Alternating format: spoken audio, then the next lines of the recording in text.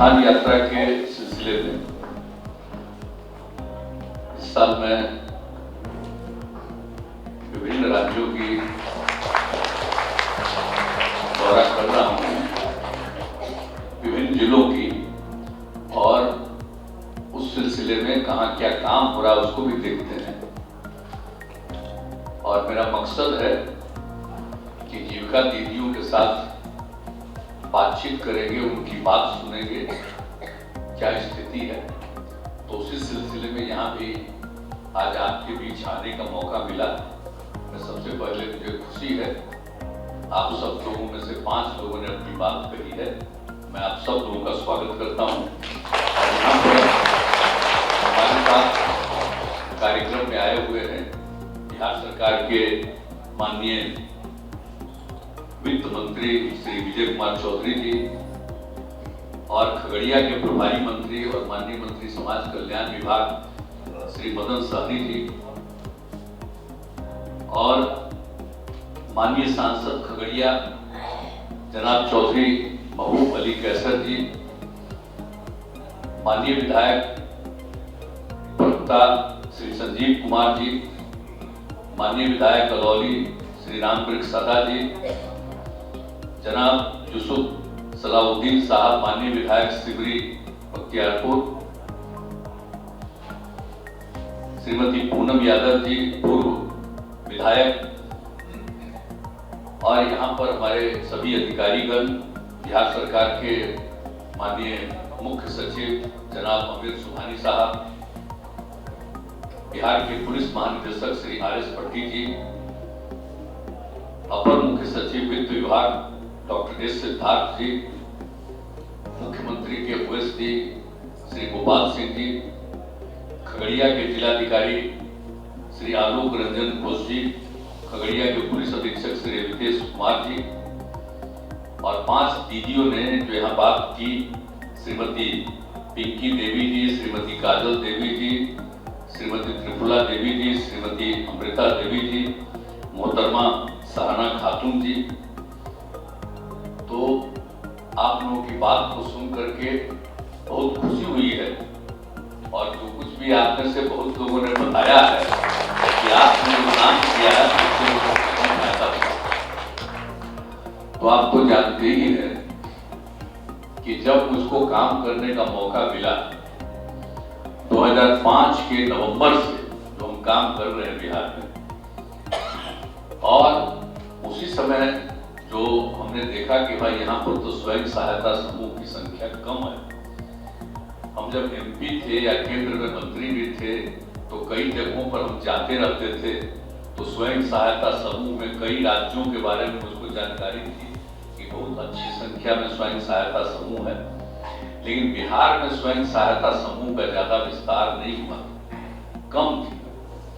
तो फिर भी जैसे ही आए तो हम 2006 के शुरू में जाकर के कुछ जगहों पर हमने बातचीत भी की और देखा कि अभी इनके और ज्यादा आगे बढ़ने की जरूरत है और संख्या बढ़नी चाहिए। और उसी बीच हमने और विशेषज्ञों से भी राय ली, और वही हमने तय किया कि हम बिहार में जो हमारी स्वयं सहायता समूह है इसकी संख्या हम काफी बढ़ाएंगे। और हमने उसी समय तय कर दिया कि भाई इतना कम है तो स्वयं सहायता समूह तो कम से कम 10 लाख बनाए। और ये काम करने के लिए हमने निर्णय लिया और कहा कि जो इसमें शामिल होती हैं महिलाएं, अब उनको हम जीविका करें, जीविका दीदी आप लोग जो कहलाती हैं वही नाम करेंगे जीविका। और जीविका दीदी उसके बाद काम करना शुरू की और धीरे धीरे बढ़ने लगी। हम कई जगह जा करके देखने लगे कि कहाँ क्या हो रहा है, कुछ काम कर रही हैं, कैसे और आगे बढ़ेगी, संख्या बढ़ने लगी।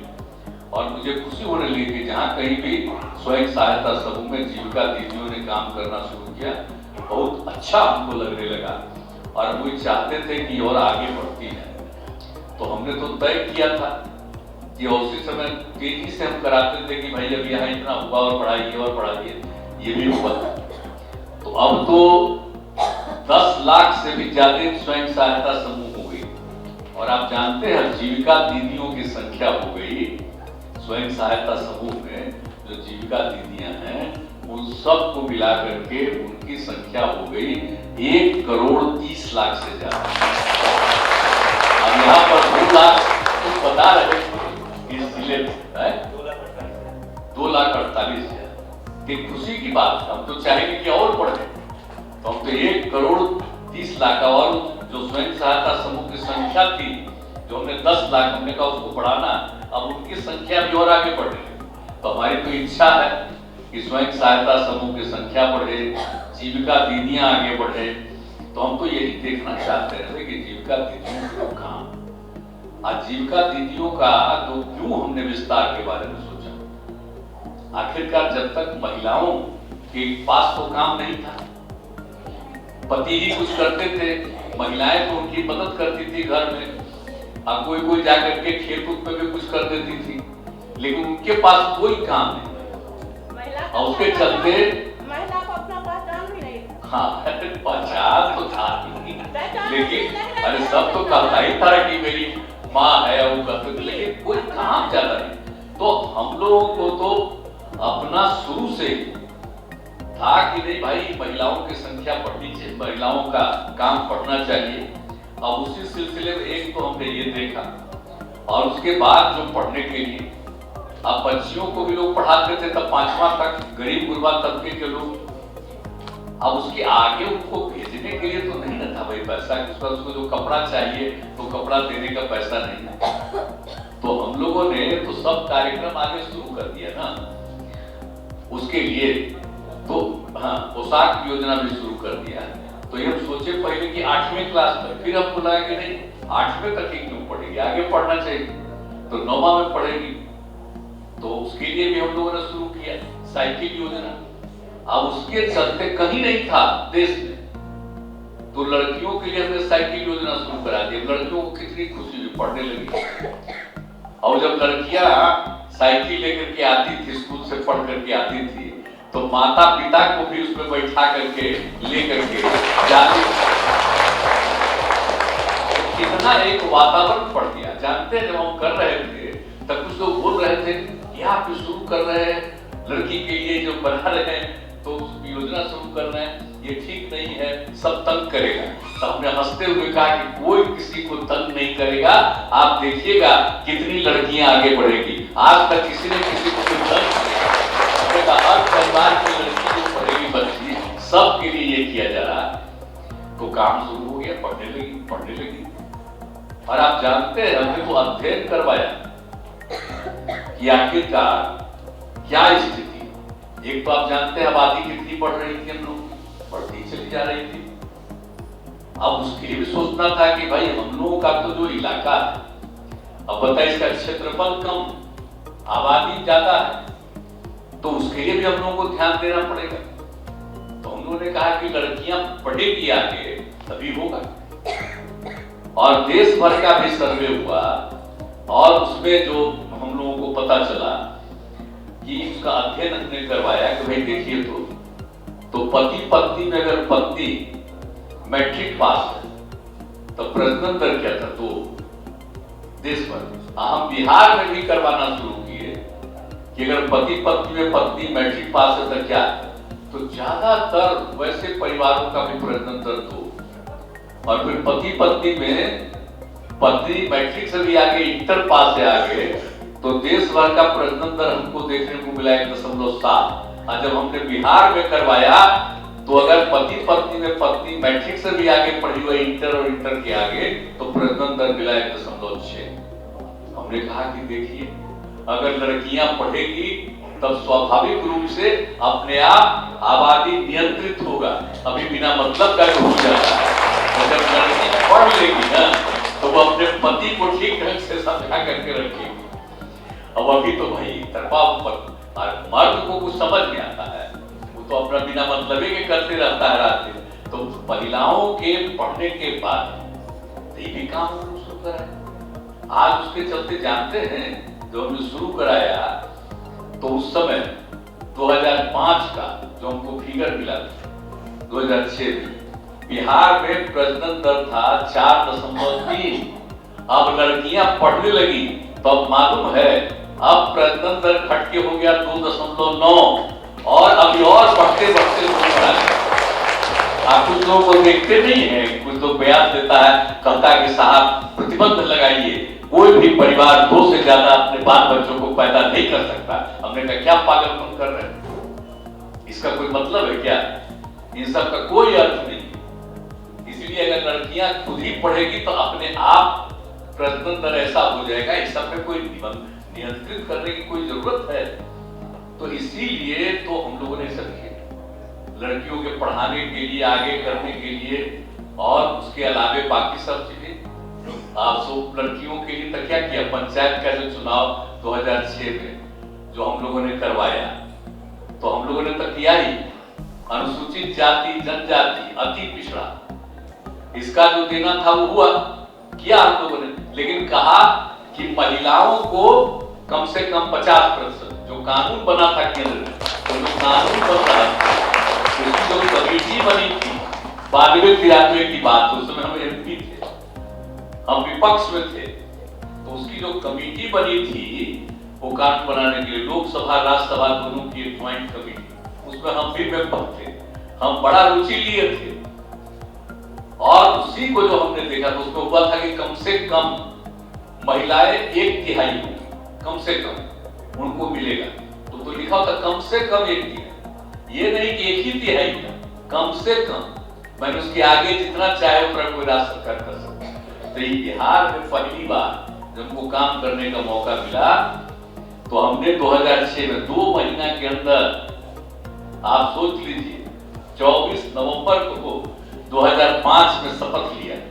ये काम हम लोगों ने दिसंबर में सोचते सोचते जनवरी में हम लोगों ने ये कर दिया 2006 में, और कानून भी बनवा दिया। कहा कि भाई महिलाओं के लिए 50% का पंचायती राज चुनाव। अब पहले तो बहुत नाम मात्र की ना महिला होती थी, कोई अमीर परिवार की कोई पुरुष नहीं लड़ते थे, कहते दीवारी को लड़ा देंगे, इसी तरह से इक्का दुक्का गई होती। और उसका सोचिए 50%, अब तो 4 चुनाव हो गए, और उसके बाद 2007 में नगर निकायों का चुनाव हुआ, उसमें भी हमने 50% कर दिया। अब कितनी महिलाएं हो रही, तो सब जो बन रही है ये भी, और उसका सरकारी नौकरी में भी 13 में हमने क्या किया कि महिलाओं को पुलिस में हम लोगों ने क्या कर दिया, 35% महिलाओं को कम से कम। अब आप जानते हैं कि बिहार में जितनी महिलाएं पुलिस में है, इतनी महिलाएं देश के किसी राज्य में नहीं है। और हो गया, अब हम तो 35 तय किया, 29 पर पहुंच गई है। अब कुछ ही दिन में वो 35 पर, हम तो संख्या और बढ़वा रहे हैं ना। तो आप सोच लीजिए, तो महिलाओं के लिए किया। और उसके बाद फिर हमने क्या किया, 2016 से हमने हर सरकारी सेवाओं में महिलाओं के लिए भी इतना ही कर दिया आरक्षण। अब तो सब तरह की वैकेंसी मिल रही है। और हमने क्या कर दिया, इंजीनियरिंग या मेडिकल में पढ़ने के लिए भी महिलाओं के लिए भी कर दिया। कम से कम 1/3 तो रहेगी, कम से कम, यानी संख्या तो उसके आगे और होगी। अब सोचिए, तो हम इतना ज्यादा सब क्षेत्र में जो काम कर रहे हैं, और जो जीविका की दीदियों का काम, तो इससे बढ़कर के ना महिलाओं में जागृति आई है। अब आप लोग क्या भाषा बोल रहे हैं, पहले कोई बोल पाता था इस तरह से? आप कितना अच्छा से भाषा बोल रही हैं, एक एक बात को समझ रही हैं। जब हमने जीविका दीदियों का काम शुरू किया था, तो उसी समय हम घूम रहे थे, तो एक जगह हम गए थे, और उसके बाद बैंक से जो उसका रिश्ता हुआ, तो उसके बाद जो बैंक के बारे में एक एक बात बताई, मुझको इतनी खुशी हुई कि आमतौर पर तो मर्द लोग भी बैंक के बारे में इतना अच्छा हुआ, हमको इतनी प्रसन्नता होती रही। ये हम सब आपको 8-9 का बात बता रहे हैं, जो शुरू किए थे तभी, तो हमको लगा कि नहीं अब और बढ़ेगी, तब तो संख्या आपकी बढ़ी है। लेकिन अब जो घूम रहे हैं, तो घूमने का मकसद है कि आपकी जो आमदनी हो रही है, अब आपकी आमदनी और बढ़े, आपका विकास और ज्यादा हो, तब परिवार आगे बढ़ेगा। जब महिला सक्षम हो जाएगी, पुरुष सक्षम हो जाएंगे, सब मिलकर के बाल बच्चे खूब पढ़ेंगे, और इतना आगे बढ़ेगा, तभी ना समाज ठीक ठाक होगा। अब प्रजनन दर भी बता ही दिए हैं, कितना बढ़िया हो जाएगा। कितना अच्छा समाज हो जाएगा और सब तरह से ये काम होगा। आप लोगों की भूमिका बहुत बड़ी है। हमको आप ही लोगों पर तो बाकी सब काम तो हम करते रहते हैं, लेकिन जीविका दीदियों पर हमको सबसे ज्यादा भरोसा है, क्योंकि जीविका दीदियां जो काम करेंगी उसी से गरीब परिवार, सामान्य परिवार का उत्थान होगा। और ये सब कर रहे हैं आप लोग, बहुत खुशी की बात है। अब आप लोगों को हम आश्वस्त करते हैं कि आगे भी आपकी आमदनी और बढ़े। हमने कह दिया है सब जगह, और सब हमारे जो अधिकारी गण है वो भी देख रहे हैं। जो हमारे जो ये मुख्य सचिव हैं अमीर सुभानी साहब, इनको भी कहा दिया है हमने कि पूरे तौर पर देख लीजिए, और एक एक रहना पड़ता है इनको हर जगह। अब एक एक चीज को देख लेगी और आगे बढ़ाएंगे। हम तो देख न रहे, बराबर न कर रहे हैं। हम पिछले साल एक जगह गए अस्पताल में, अब जीविका की दीदियों को हम दे रहे हैं जी कि वही खाना खिलाएगी। कैसा बढ़िया हो रहा है, पटना के अस्पताल से लेकर देश भर में अब कितना आगे हम बढ़ा रहे हैं। आज हम जो अस्पताल में लोग जो जाते हैं उनके लिए, उनके रहने के लिए जो हम कपड़ा देते हैं, तो एक एक चीज जो कर रहे हैं सब इस बार हमने तय कर दिया कैबिनेट से कि जीविका दीदियों को भी वही काम हम देंगे। अस्पताल पोशाक का अस्पताल में जो रहता है उसके हर दिन 7 रंग का बनाते हैं और साफ सफाई। तो इसीलिए सब काम हम लगा रहे हैं। इससे ही हम बराबर आप लोगों का काम बढ़ाते जाएंगे। आप उसको जितनी रुचि होगी उतना आगे बढ़ते हैं। और अभी सब बोल रही थी, अरे तो भाई आप ही लोग ने कहे, जिसमें हमको लागू करना पड़ा। 2015 में एगो मीटिंग था दिल्ली में, और उस मीटिंग में भाषण देके अपना बैठे, तब नीचे से सब आपकी जीविका दीदी बोलने लगी शराब बड़ा खराब चीज है, दारूबंदी लागू करिए। तो हम लौट के गए, हमने कहा अब तो चुनाव होने वाला है 3 महीना के बाद, अगर आप लोग कह रही हैं तो हम फिर अगर जीत गएंगे तो निश्चित रूप से लागू कर लागू कर दिया। लागू करने के पहले आप लोगों को भी अब लगाए, जो लोग भी थी, कि पूरे तौर पर सब जगह घूम करके सबको बताइए और समझाइए, और सर लागू हुआ। जो पीते थे पीना छोड़ दिया। अरे कुछ तो आदमी हमेशा इधर उधर करता ही रहता है, वो क्या कीजिएगा, आदमी तो कुछ होता ही है, सब ठीक थोड़ी हो सकता है। 90% तो ठीक हो ही जाता है, 10% में जो घर वाला रहता है उसमें भी आधा से ज्यादा आप लोग ठीक करा दीजिएगा। आप कुछ इनका दुर्गा गड़बड़ करने वाला रहेगा अपना जो भी करे, लेकिन आप ही लोगों ने किया और उसको लागू कर दिया। अब कितना बढ़िया से आप ही लोगों के बीच से लोगों ने हमको बताया। मेरे पति शराब पीते थे, नौकरी करते थे, आते थे, कुछ लड़के बच्चियों को पढ़ा नहीं पाते थे, आते थे, झगड़ा करते थे, खाना भी ठीक से नहीं हो पाता था। और जब शराबबंदी लागू हो गया, सब लोग हम लोग दुखी रहते थे, और जब शराबबंदी लागू हुआ तो उन्होंने भी शराब पीना छोड़ दिया। अब आते हैं तो तरकारी उरकारी लेकर के आते हैं रोज, और खूब मुस्कुराते हैं, अब सबकी मदद करते हैं। अब सोच शराबबंदी लागू होने पर अब नौकरी करता था तो जो उसको तनख्वाह मिलता था, अब उस तनख्वाह से बच्चे बच्चियां पढ़ने लगी और सब आगे बढ़ने लगा, परिवार आगे बढ़ने लगा। तो कितना सुधार हुआ। आप कुछ बायदा इधर उधर करता देखते ना, जहरीला पी के मर रहा, तो फिर कोई कहता है पियोगे तभी ना मरते हो। जो कोई पिला रहा है तो वो तो जहरीला, हमने तो कह दिया। कोई गरीब तबका का आदमी जिसको कोई काम नहीं है, और वो उस बीच में उसको तो हम लोग कह रहे हैं ना कि सब काम मत चाहिए दूसरे के, हम आपको 1 लाख रुपए का मदद करेंगे, अपना काम शुरू करिए, जरूरत पड़ेगा 1 लाख से भी ज्यादा बढ़ाएंगे। उस सबके धंधा में काम जाने के बजाय इसी काम सबको समझाइए। आप ही लोगों ने चालू किया है, इसको कीजिए। और आपको जान लीजिए आप लोगों ने किया है, तब तो जो कुछ बोलते रहता है। आज 2018 में ही हमने जो पता करवाया तो पता चला कि 1 करोड़ 64 लाख लोगों ने शराब पीना छोड़ दिया। फिर लगवाए, फिर लगाओ, देखो अब कितना छोड़ा। तो इसलिए हम समझ लीजिए ये तो बुरी चीज है ही है। अब पीना छोड़ेगा तो अच्छा रहेगा। गड़बड़ सीट के पीने से मर जाता, सब बर्बाद हो जाता। तो इसलिए उस पर अपना ध्यान देना। और उसके अलावा तो आप जानते ही नहीं कि आप लोगों को जो पिछली बार हम लोग किए, पिछले साल जो शुरू कराए, तो उसमें जो सारा सब कुछ जो किया गया, तो क्या कितना अच्छे ढंग से काम हुआ। समाज सुधार अभियान वाले कितना ठीक ढंग से काम हुआ, 12 जगह पर हम लोगों ने किया। और उसमें तो फिर कोरोना का दौर आ गया था, लेकिन जो कुछ भी हुआ सब जगह जो बात हुई, और सब जगह का दहेज प्रथा, बाल विवाह, कि भाई तीनों चीज, खाली शराब बंदी नहीं। अभी बोल भी रहे थे, बड़ी खुशी हुई, भाई कोई दहेज देता है, लड़की और लड़का की शादी हो, उसमें लड़की की शादी लड़का से हो रही, कि लड़का के लिए ना अच्छा है।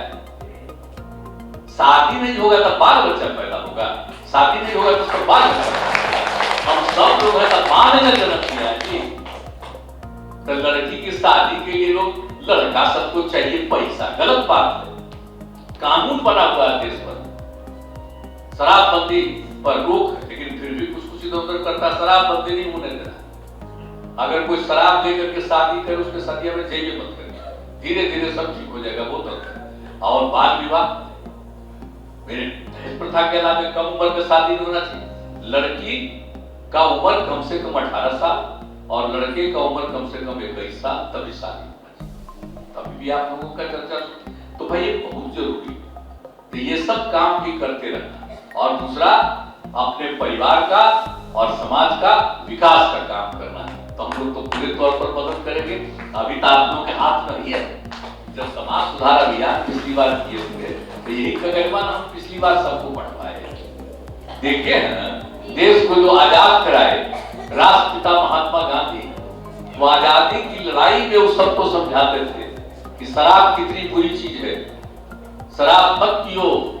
और इसी में हमने लिख करके दे दिया है, क्या कहा, शराब आदमियों से न सिर्फ उसका पैसा छीन लेता है, बल्कि उनकी बुद्धि है। पैसा ही नहीं खत्म होता है, बुद्धि भी खत्म हो जाती है। और शराब पीने वाले इंसान नहीं पीने के पहले इंसान है, पीने के बाद क्या हो जाते हैं, हैवान हो जाते हैं। ये बापू का कहा हुआ है, भाई कोई मानेगा नहीं, अपने को काबिल समझता है। देश आजाद हुआ, आज तक कोई समझ रहा है? जो देश को आजाद करवाए, और उन्होंने ये कहा इसलिए एक एक को, हर बच्चे और बच्ची को, आजकल नई टेक्नोलॉजी के माध्यम से कुछ लोग अपना खाली नया नया प्रचार करते रहते हैं, उससे मतलब नहीं, पुरानी चीजों को एक एक को मालूम रहना चाहिए कि राष्ट्रपिता ने ये कहा, तो भूलना नहीं है। दूसरी बात सोच लीजिए, वर्ल्ड हेल्थ ऑर्गेनाइजेशन है, WHO, विश्व स्वास्थ्य संगठन, ये दुनिया का है। कोरोना का भी जो दौर चला था, कौन उसके इलाज के लिए किया, या दुनिया भर में किस तरह की बीमारी होती है, उसके लिए अंतरराष्ट्रीय संगठन है, यही देखता है। और वर्ल्ड हेल्थ ऑर्गेनाइजेशन ने दुनिया भर में सर्वेक्षण किया, 16 में 18 को पब्लिश किया। और उसके बारे में भी उन लोगों ने शराब के बारे में जो लिखा है कि भाई आप समझ लीजिए कि 2016 में पूरे दुनिया में एक साल में 30 लाख लोग मरे, और 30 लाख में 5.3% लोग दारू पीने के कारण मर गए। अब आप जरा सोचिए, दुनिया भर का दारू पीने से मरता हो, नहीं मरता। आमतौर पर जिसकी उम्र होती है कोई मरता है, और दारू पीने से 5.3% मरा। और 18 साल से लेकर के 39 साल तक की उम्र में अगर लोग, नौजवान भी पीता है दारू, तो मरने वालों की संख्या है 13.5%। अब आप सोचिए बस, ये शराब तो कितनी बुरी चीज है। और 200 तरह की बीमारियां होती, और जो शराब पीता आत्महत्या भी कर रहा, आत्महत्या की जितनी घटनाएं दुनिया भर में है, 18% दारू पीने वाला कर लेता है। और उसके अलावा जो दारू पीता है, गाड़ी चलाता है, तो जो पूरे दुनिया में एक्सीडेंट होता है गाड़ी का, तो उसका 27% एक्सीडेंट दारू पी के गाड़ी चलाने वालों के चलते होता है। ये दुनिया भर का फिगर।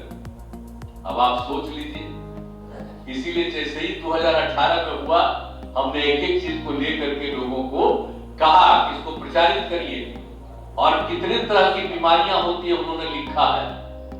शराब पीने से 200 तरह की बीमारियां होती है, और कितनी बीमारियां होती है जिससे वो सबसे ज्यादा मरते हैं। तो जब ये दुनिया भर का है, विश्व स्वास्थ्य संगठन, वर्ल्ड हेल्थ ऑर्गेनाइजेशन WHO का रिपोर्ट है, तो घर घर में हर बच्चे बच्चियों को और एक एक आदमी को दिखा देना चाहिए कि जरा देख लो शराब कितनी बुरी चीज है। और बापू ने कहा कि शराब पीती। और 2 चीज के लिए जो कानून है आप सबको मालूम है, बाल विवाह और दहेज प्रथा, उसके बारे में पूरा लिखा हुआ।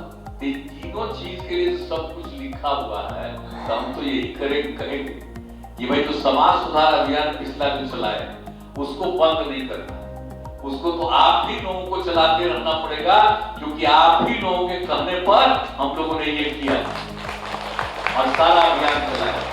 तो हम लोग तो चला ही रहे हैं, सबको जितना मदद करना उतना करेंगे।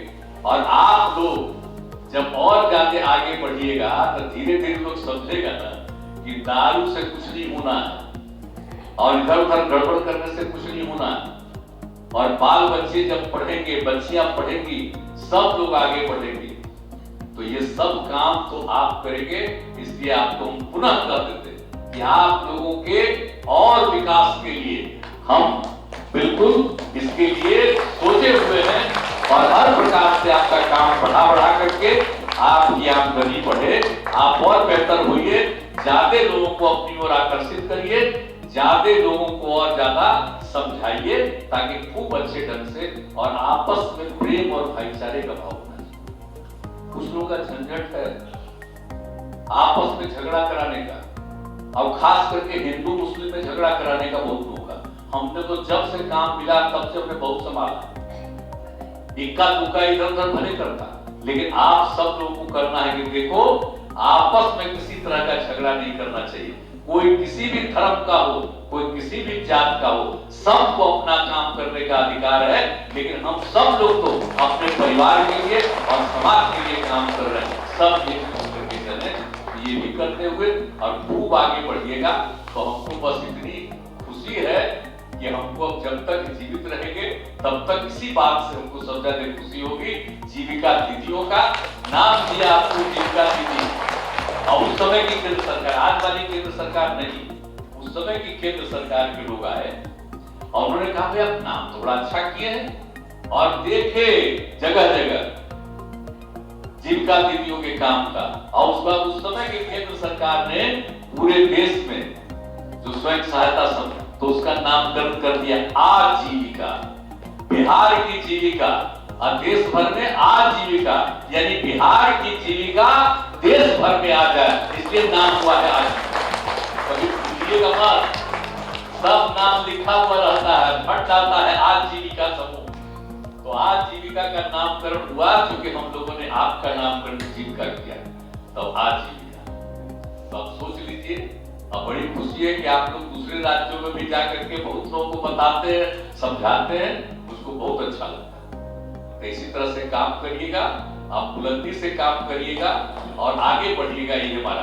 तो आप तो सब लोगों को समझाने का, आप प्रेम और भाईचारे का भाव रखने का माहौल रखिएगा और बुलंद रहिए। तो जरा हाथ उठा के बता दीजिए कि आप बुलंदी से आगे काम करिए। चलिए, बहुत बहुत धन्यवाद, और आपको और